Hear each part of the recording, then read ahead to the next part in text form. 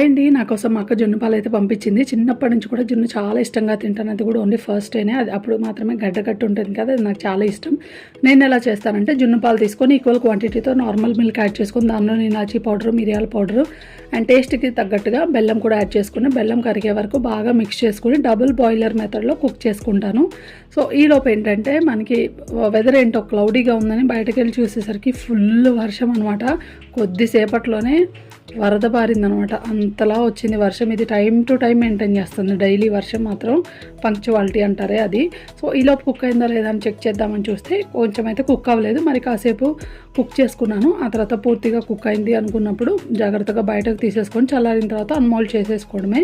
And ఇక్కడ ఏంటంటే కొంచెం బెల్లం అయితే కరగలేదు, అందుకే ఇలా ఉందన్నమాట. అండ్ ఇక్కడ నార్మల్ మిల్క్ యాడ్ చేయడం వల్ల అయితే చాలా సాఫ్ట్గా ఉంటుంది. మనకి కర్డ్ టెక్స్చర్ ఎలా ఉంటుందో అలా వస్తుందన్నమాట. మీరు కూడా ఒకసారి తప్పకుండా ట్రై చేయండి. టేస్ట్ అయితే ఆసమ్.